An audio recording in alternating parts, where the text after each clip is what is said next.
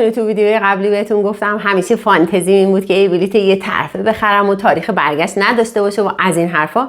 هنوز ویدیو قبلی رو ندیدین؟ لینکش همین بالاست، میتونین برین اون ویدیو رو ببینید. اون ویدیو خلاصه اون سفر 2 ماه و نیم من به استان سیستان و بلوچستانه. خلاصه حالا دیگه اون بلیط رو خریده بودم و به آرزوم رسیده بودم و قرار بود پا به سرزمینی بزنم تو مملکت خودم که تا حالا نرفته بودم. البته چرا؟ به جز یه سفر طبیعت‌گردی 4-5 روزه که برای کویر لوط رفته بودم زاهدان و برگشته بودم دیگه نرفته بودم. ماه 1403 استان سیستان و بلوچستان، مقصد اول شهر زابل، بزرگترین شهر بخش سیستان. فاصله زمینی زابل تا تهران حدود 1500 کیلومتره. مدت زمان پرواز 2 ساعت و 15 دقیقه. استان سیستان و بلوچستان تو قسمت جنوب شرق ایران واقع شده. همسایه‌های این استان از بالا سمت سیستان کشور افغانستان و از پایین سمت بلوچستان کشور پاکستانه. از جنوبم وصل به دریای عمان. همسایه‌های داخلی استان از قسمت شمالیش خراسان جنوبی، از قسمت شرقی کویر لوط و بعدش استان کرمان، از قسمت جنوبی هرمزگان و دریای عمانه. سیستان و بلوچستان بعد از کرمان دومین استان پهناور ایران از نظر مساحته. این استان 2 قسمت داره. قسمت شمالیش سیستانه که بزرگترین شهرش زابله، قسمت جنوبیش بلوچستانه. قسمت شمالی یا همون بخش سیستانش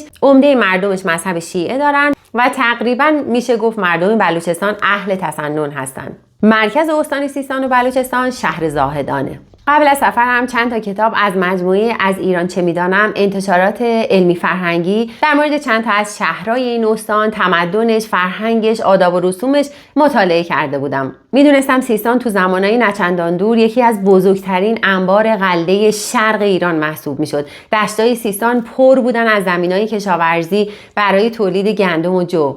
البته بیشتر مردم میگفتن اینجا انبار غله ایران بوده و به نظر من پر بیرا هم نمیگفتن. اما راستش جایی که داشتم از پنجره هواپیما اونجا رو میدیدم اصلا شباهتی به اون چیزایی نداشت که من توی کتابا خونده بودم و تو تصوراتم بود. ولی به جز سرسبزی کمرمقی که هر از گاهی از پنجره هواپیما میدیدم، باقی همه خاک بود و خشکی. گمون کنم یه 30 سالی برای این سفر دیر کرده بودم. میدونستم هامون سالهاست که خوش شده، اما انگار یه امید ریزی ته قلبم داشت سوسو میزد که نه بابا، هنوز هامون آب داره، اینقدرام دیگه خوش نشده. قصه اون سرسبزی‌ها و جنگلای گز و آب و هامون رو بعداً با هم میشنویم. زمستون بود و سرما، اما راستش فکرشم نمی‌کردم هوا بخواد خیلی سرد باشه. بالاخره جنوبه و گرماش. اما انگار سیستان فرق داشت. آخه توی هواپیما که داشتم می اومدم خیلی گرمم شده بود. با خودم داشتم فکر می‌کردم خب همین که برسم فرودگاه اون شال پشمی گرمو که از تهران سرم کردم عوض می‌کنم و یه شال سبکتر و خنک‌تر سرم می‌کنم. ولی راستش باد یخ سیستان حسابی منو غافلگیر کرد. چنان استقبالی ازم کرد که من اصلا اون باد سرد و حتی تو دامنای دماوندم تجربهش نکرده بودم. یخ چه بادی! من لباسامو درارم. سلام زابل. در کسری از ثانیه باد یخ جوری از جا برم داشت که شالمو به خودم پیچیدم و کاپشن پرمو پوشیدم و به هر وسیله‌ای که بود خودمو به اقامتگاه رسوندم. برای رسیدن به مرکز شهر از فرودگاه زابل چند تا راه داشتم. همونجا توی فرودگاه متوجه شدم که اسنپ توی زابل کار نمیکنه. 3 تا راه جلوی پام بود. یا باید آژانس میگرفتم که گرونترین راه بود، یا میتونستم با تاکسی‌های داخل فرودگاه برم که نسبتاً قیمت مناسب‌تری داشتن، یا اینکه میتونستم از مپسی استفاده کنم. مپسی یه شماره تلفنی که توی زابل و سیستان کار میکنه به شماره‌های 1831 و 1834. میتونید بهش زنگ بزنید. آژانس‌ها از فرودگاه تا محل اقامتم 250,000 تومان میگرفتن. تاکسی‌های داخل فرودگاه 150,000 تومان و مپسی 80,000 تومان. خب به صرفه ترین راه این بود که من مپسی رو انتخاب کنم و منم همین کارو کردم. هرچند که مپسی یکم طول میکشید تا برسه فرودگاه، ولی به نظرم میارزید. از قبل جایی رزرو نکرده بودم. با خودم فکر کردم حتما خانه معلمی، هتلی، اقامتگاهی بالاخره یه چیزی داره. شایدم یه بومگردی چیزی پیدا کردم. هیچ جایی هم نگاه نکرده بودم. راستش وقت نکرده بودم. سوار مپسی که شدم از راننده کمک خواستم. ایشون به من گفتن که اونجا خانه معلم داره و من ازشون خواستم که منو یه راست ببرن خانه معلم. مسیر بین فرودگاه تا مرکز شهر راستش یکم خارج از تصورم بود. زابل تو نگاه اول برای من یکم زیادی خشک و به عنوان بزرگترین شهر بخش سیستان یکم زیادی کم امکانات اومد. اونجا که سوال کردم بهم گفتن اگه شما معلم نباشین با نرخ آزاد براتون حساب میشه. منم یه اتاق گرفتم. یه اتاق بود که یه پنجره داشت. یه تخت بود، 2 تا پتو، یه بالش و یه چوب لباسی. آشپزخونه و دستشویی حمومش هم اشتراکی بودن. نظافتش قابل قبول بود. تو روزهای بعد دیدم که هر روز اونجا رو نظافت میکردن. کلا اقامتگاه قابل قبولی بود. دسترسیش به شهر خیلی خوب بود. مرکز شهر بود، نزدیک موزه زابل بود. من هر روز از اونجا پیاده همه جا میرفتم و برمیگشتم. تقریبا شبیه هاستلا. به رسم همیشه سفرام اتاقو که تحویل گرفتم، وسیله ها رو که گذاشتم، جلدی پریدم بیرون. برم ببینم تو شهر چه خبره. عصر بود. شروع کردم پیاده روی. یکم که رفتم جلوتر دیدم بازار بازه. منم که عاشق پیاده روی و گشت و گذار تو بازارهای محلیم. رفتم تو بازار. حدس میزنید اولین چیزی که توی بازار نظرمو خیلی به خودش جلب کرد چی بود؟ جارو. بله، جاروی زابلی یا جاروی سیستان. ظاهرا مثل این که خیلی هم اونجا طرفدار داشت. آدمای زیادی ازش می‌خریدن. ولی خب متاسفانه علیرغم اینکه خیلی دوست داشتم بخرم، نتونستم بخرم چون کوله پشتیم سنگین بود و قرار بود شهرها و روستاهای مختلفی رو برم. برای همینم اصلا این امکانو نداشتم که بخرم. بعدش لباسای رنگی، رنگ و رنگ، مخصوصا لباسای خانوما با اون سوزندوزی‌های خوشگلی که جلوی لباساشون بود. اینقدر اینا قشنگ بودن، اینقدر رنگ و رنگ بودن، کل بازار چشم آدم دنبال اینا میچرخید. بعد شالای بلوچی. خب الان شاید بپرسین چرا شال بلوچی؟ مگه اونا بلوچن؟ نه، اونا بلوچ نیستن، ولی شال بلوچی سر میکنن. چرا؟ چون آقایون تو قسمت بلوچستان و تو قسمت سیستان لباساشون و حتی شالی که میبندن همش یکیه. هیچ فرقی نمیکنه که شما اهل تسنن و یک بلوچ باشین در بلوچستان یا اهل تشیع باشین و در قسمت سیستان زندگی بکنید. لباس آقایون عین همه. یه چیز دیگه هم که تو بازار خیلی برام جدید بود و واقعا خیلی خوشم میومد همش نگاش میکردم، گلسینه بود. گلسینه های خیلی بزرگ. البته تو سایزهای متوسط هم داشت ولی خیلی بزرگ بودن بعضیاشون. اندازه 2 تا کف دست مثلا، اینقدر بزرگ. اینو جلوی لباساشون خانوما میزدن که هم تلاش توی بازار بود هم بدلش.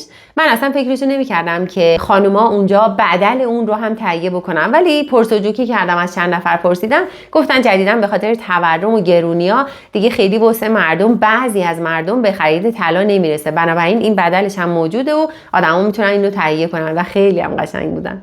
و بازار پر بود از ادویه ها و عطاری ها و کلی خوراکی و شیرینیای دیگه. اما برای من قشنگترین قسمت بازار گیلیما و قالیای دستباف سیستان بود. گیلیما، قالیا، ملافهای دستدوز، پشتیهای دستباف، پرده های دستدوز خیلی قشنگ بودن. خیلی کلی اونجا چرخیدم و راه رفتم و تماشا کردم. دیگه واقعا داشتن درای بازار رو میبستن که دیگه به زور تونستن من از بازار بندازن بیرون و خلاصه اون روز تموم شد. تو راه که داشتم میرفتم سمت اقامتگاه با خودم داشتم فکر میکردم که خب میرسم و یکم استراحت میکنم و یه چایی میخورم و یه ذره تنقلات میخورم و میخوابم. دیگه بیخیال شام میشم چون یکم هم دیر شده بود. رسیدم اتاق، 1-2 دقیقه بود که نشسته بودم، دیدم از حیاط سر و صدا میاد. پنجره رو باز کردم، دیدم چه خبره تو حیاط. پریدم بیرون.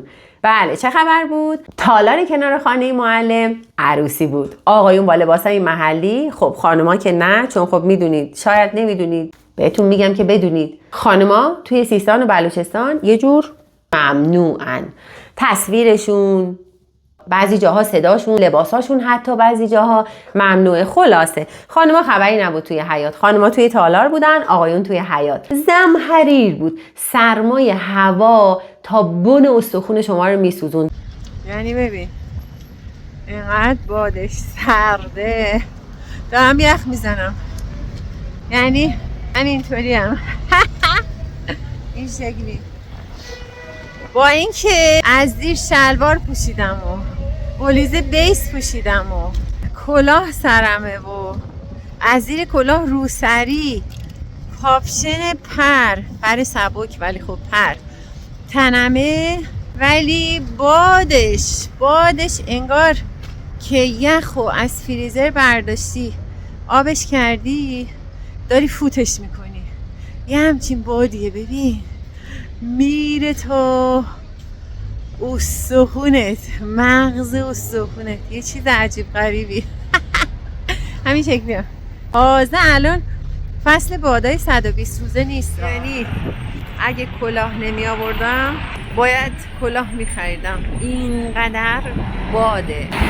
ببین دستام یخه، یخ بادش یخچاله انگار، فریزر، یخچال نه. علی به نظر شما این سرما برای کی مهم بود؟ هیچ کس. ساز و دهل بود، آقایون میرقصیدن خوشگل.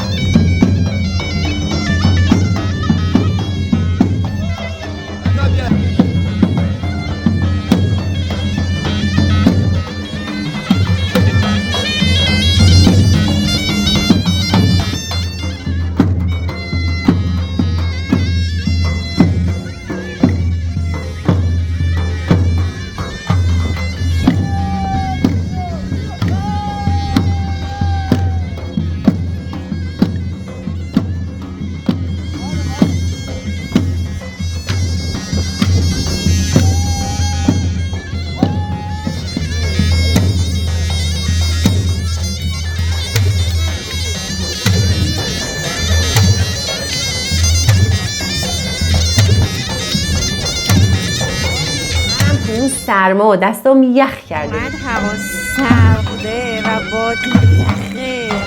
من انگشتام کاملا بی‌حس شدن. اصلا نمیتونم نگه دارم. و میلا تو این هوا چطوری دارن میرقصن؟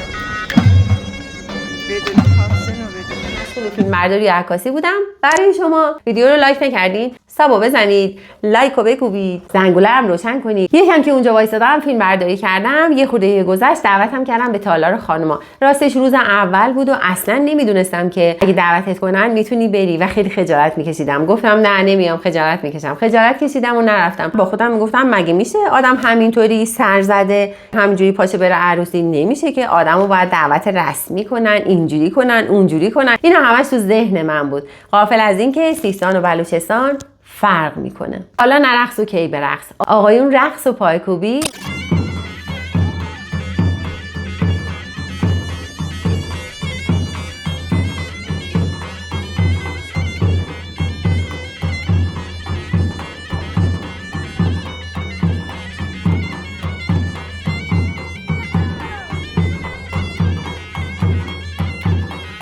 منم مشغول عکاسی و حرف زدن و پرسجو در مورد فرهنگ عروسی و این حرفا. بازی گله بازی بود. خب گرمی تابستون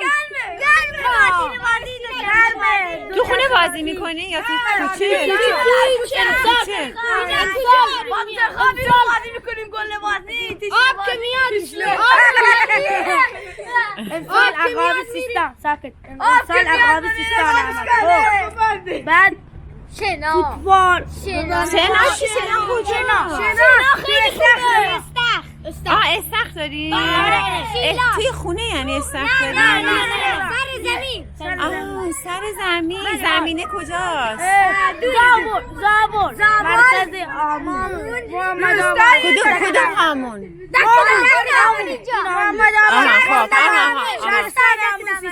خیابون هامون؟ نه شهرستان هامون.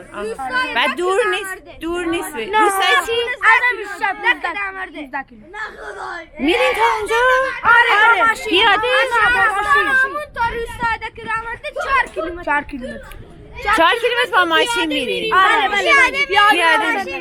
یکی دو ساعتی که گذشت فیلم برداری و عکاسی ها که تموم شد، عروسی که تقریبا تموم شد، رفتم توی اتاق. چند دقیقه‌ای بود که توی اتاق نشسته بودم، همینطوری داشتم فکر می‌کردم یه چایی بخورم و بخوابم. خستم.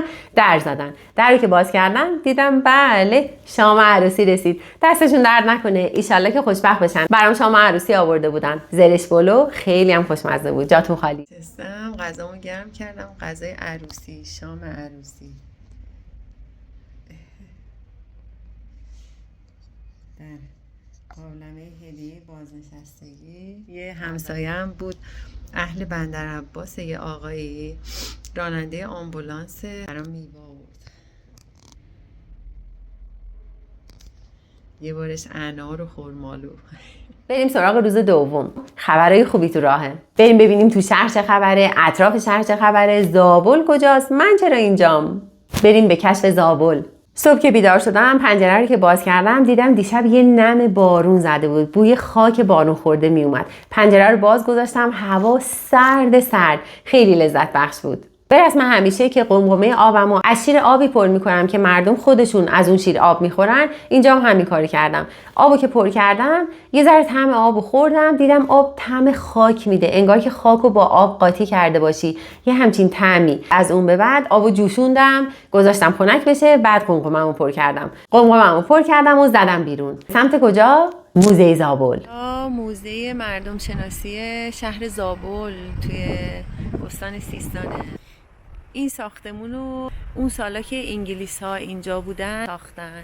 همه چیزش هم بر اساس طبیعت سیستان طراحی کردن.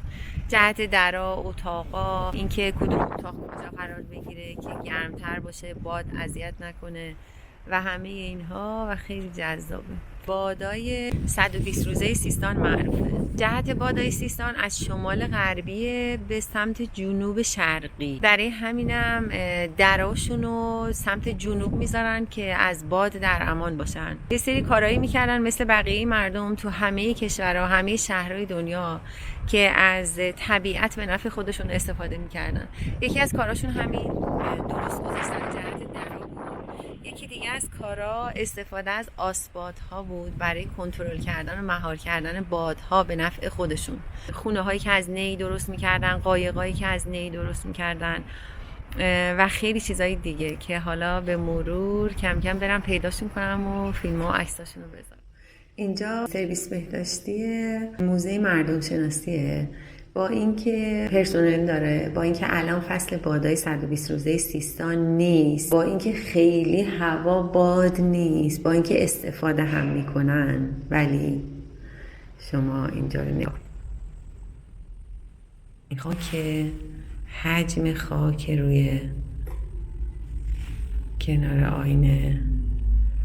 تصور کنید توی فصل باد چقدر خاک توی خونه ها جمع میشه، با اینکه اینجا درش تو ضلع جنوبیه و تقریبا بادی وارد این اتاق نمیشه. همین موزه تقریبا 100 خورده قدمتشه. اینجا رو تقریبا 3000 خورده وسعتشه.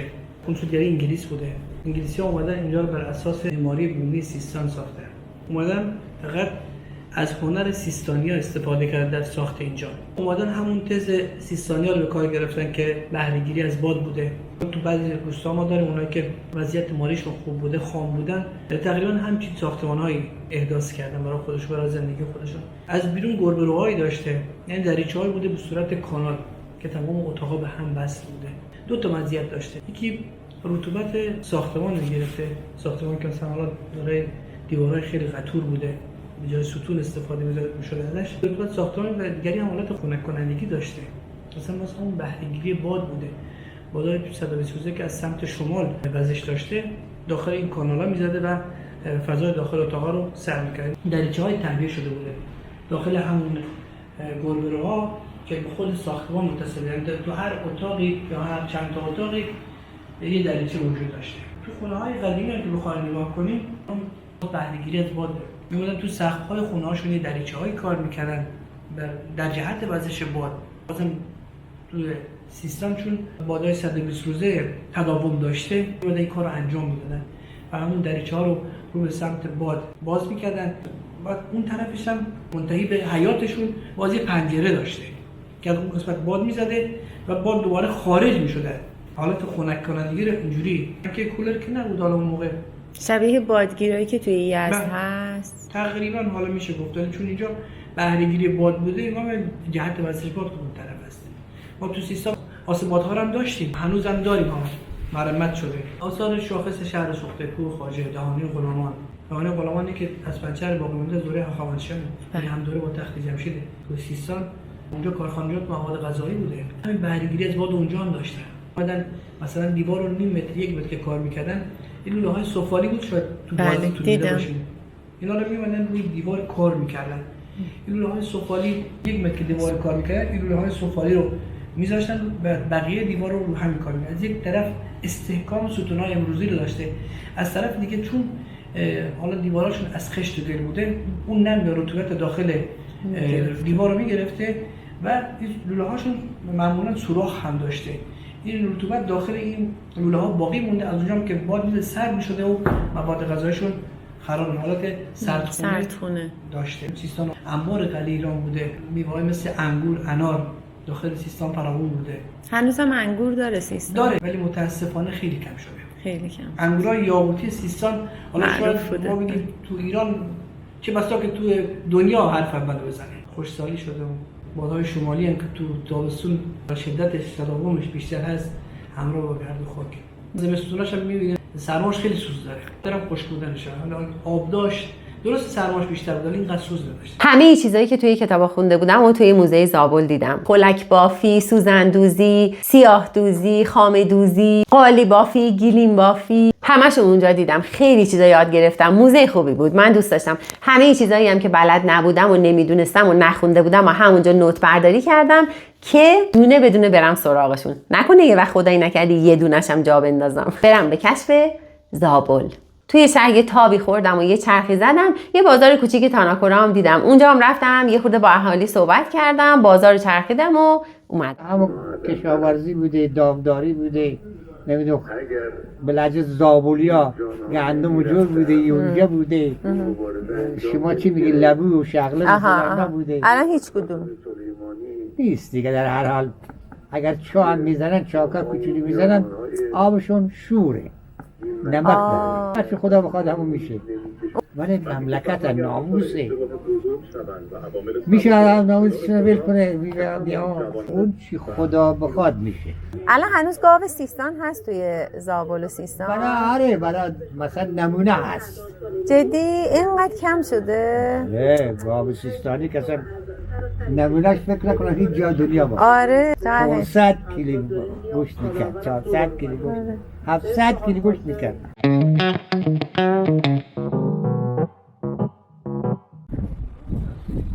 اینجا بازار تانوکوراه.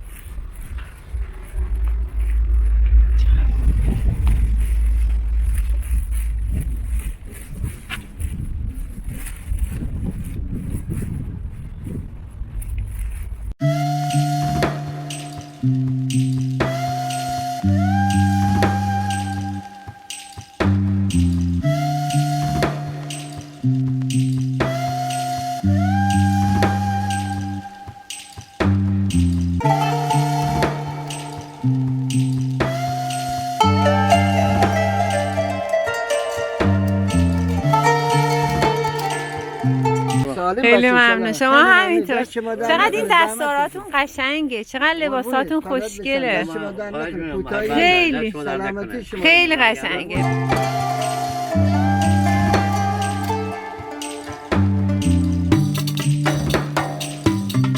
بودین اونجا؟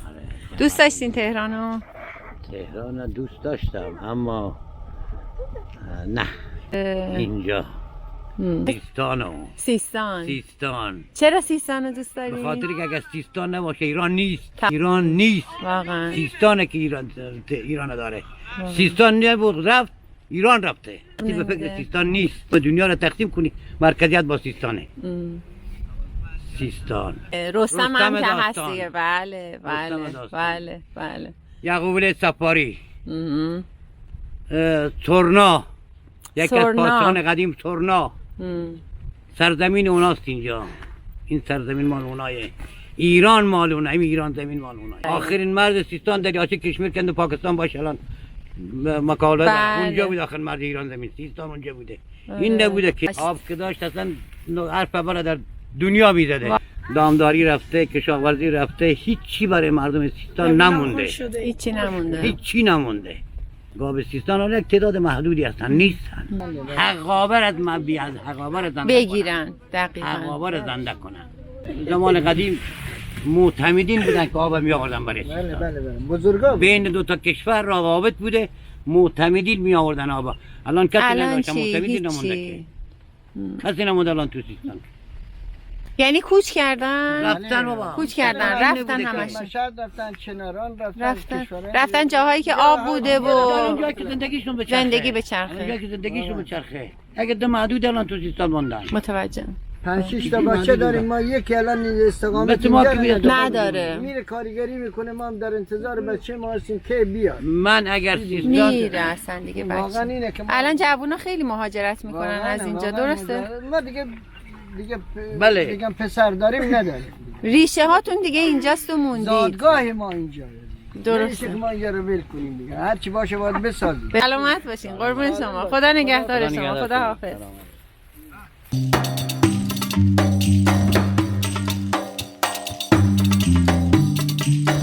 یه شعر بخونم برای زابل. آها بزنید، اجازه بدین. ببخش لطفا. نه خیلی هم قشنگه. بفرمایید. چه بلبل در قفس باشد، دلش میل چمن دارد. مسافر هر جا باشد دلش میل رفتن. سیستان الهی مال سیستان دیگه. انشالله که پاینده باشید. امید به خدا هر چه خدا خواهد. ظهر بود و گرسنه‌ام بود. اولین غذای محلی که تونستم امتحان کنم چی بود؟ کشک زرد. کشک زرد زابلی خیلی هم بوی خوبی داره. تریت میکنن و میخورن. خوشمزه است. طعم ترشی و آب لیمو اینا داره. آب لیمو بریزی؟ گوجه و آب لیمو. البته اینو باید بگم که توی هیچ رستوران و هیچ کافی شاپی شما غذای محلی پیدا نمی‌کنید توی زابل. تنها جایی که میتونید غذای محلی پیدا کنید، امتحان کنید و بخورید فقط یا خونه مردمه، یا باید به کسی سفارش بدین براتون درست کنه، یا باید برین تو اقامتگاه‌های بومگردی که براتون درستش بکنن. ولی من رفتم توی یه کافی شاپ، از اون آقا پرسیدم که چه غذای محلی دارین. ایشون یکم فکر کرد، گفت کشک زرد. خب منم فکر کردم غذاشون برای ناهار کشک زرد، سفارش دادم. بنده خدا نگو که رفته کلی مواد اولیه خریده برای من کشک زرد درست کرده و بعدها من فهمیدم که کشک زرد رو به عنوان صبحانه بیشتر میخورن نه ناهار. ولی اون آقا به من لطف کردن و برام کشک زرد درست کردن. البته برای ذائقه من یک کوچولو زیادی ترش بود، ولی من پسندیدم، دوست داشتم. اما عوضش باید بگم که عاشق نونای زابل شدم. نونای کاملا سنتی که تو تنورای گلی واقعی پخت میشه، حتی در سطح شهر. همه نونایی که میپزن، نه همش، ولی بیشترشون توی تنورای گلی پخت میشه. نوناشون به نظرم خیلی اصیل و سنتی بودن، خیلی هم خوشمزه بودن. توی نوناشون هم یه دونه هایی بود، نون تافتون محلیه که همون در حقیقت بربری خودمونه، ولی میخواستم ضخامتش رو نشون بدم. این کلوفتی خمیر رو تو نگاه کن. خیلی خمیریه، ولی یه طعم چیز داره، زیره میریزن توش و خیلی خوشمزه است واقعا. کلا یکی از فانتزی‌ها توی زابل این بود که هر روز برم تو صف نونوایی و نون تازه بگیرم. خیلی خوشمزه بود نوناشون. بربریه، نه بربری نیست، یعنی بربریه ولی تافتونه. نه یعنی شبیه بربریه ولی اونا بهش میگن تافتون. به هر حال تافتونه، ما بهش میگیم بربری. باور میکنید یا نه، زابل به دید من شهر بسیار تمیزی اومد. تو سطح شهر زباله خیلی کم دیدم، ولی سطل آشغال خیلی زیاده. سطل آشغال خیلی زیاده و برخلاف تصور توی خیابونا تقریبا آشغال دیده نمیشه. به نظر من شهر تمیزی بود و البته شهر امنی بود. برخلاف اون چیزایی که آدم‌ها و رسانه‌ها میگفتن، بسیار امنه و بعد از غروبم حتی میشه توی خیابونا راه رفت، ولی گفتن دیگه نهایتش تا 7 و 8 بیرون باش. سعی کن دیرتر تنها بیرون نباشی. خیابونای اصلی اوکیه، اما بقیه خیابونا حالا مثلا شاید سگی چیزی بیاد، اونم نه ناامنیه آدم. من حتی توی زابل بعد از غروب آفتابم اومدم بیرون، توی شهر چرخیدم، تو بعضی کوچه ها رفتم، حتی تو بعضی محله و خیابونا رفتم که یه ذره پایین شهر بود، اما به نظرم خیلی امن اومد. این تجربه من بود، ممکنه برای شما اینطور نباشه. البته خب موارد امنیتی و آداب سفر و این داستانا رو که باید تا یه حدودی رعایت کرد دیگه. راجع به این نکات و آداب سفر و نکات امنیتی بعداً توی ویدیوها حتما براتون صحبت میکنم، اما در مجموع زابل برای من شهر امنی بود. تو همون 1-2 روز اول که تو سطح شهر میچرخیدم و جاهای مختلف میرفتم و آدما رو میدیدم، همش برام سوال بود که مردم و جوونا، خانواده ها توی زابل برای تفریح، سرگرمی، دوره همی، پیکنیک کجا میرن؟ برای شادی، برای اوقات فراغتشون کجا میرن؟ بعد از 1-2 روز گشتن و پرسجو کردن فهمیدم مردم و جوونا برای دوره همی و پیکنیک و خوشگذرونی چند تا گزینه دارن. زاهدان، کوه خواجه، یه بخشایی از هامون که آب داره اونجاها، یه پارکی هست توی زابل به اسم پارک ملت، اونجا میرن، و کافی شاپ. پس تصمیم گرفتم برم کافی شاپ و تصمیم گرفتم به یکی از معروف ترین کافی شاپ های شهر زابل برم. از کی پرسیدم کدوم کافی شاپ؟ از خودشون، از جوونا. امشب بالاخره این کافه دلمو و VIP رو باید پیدا کنم برم ببینم این جوونا کجا میرن تو زابل. و راستش وقتی رفتم کافی شاپ واقعا کیف کردم، از دور همه جوونا، از اینکه چقدر می اومدن اونجا. اسپرسو کنجده با ارده سرو میشه، هم سرد داره هم گرم. من گرمشو خواستم. اینجا کافه دلمو زابل.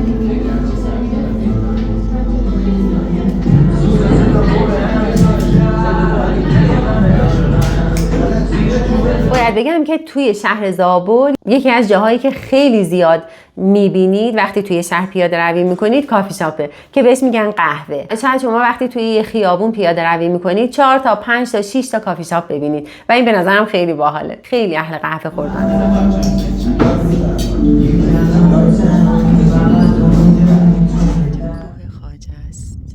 لیزه، خیلی خیلی لیزه. ببین کجا رو اومدیم. تا همینجا آب بوده. این درخت گزه. الانم صورتم داغه. چای میخوره بریدم برای شما. لطف میکنید. اسفندید کرده آقا.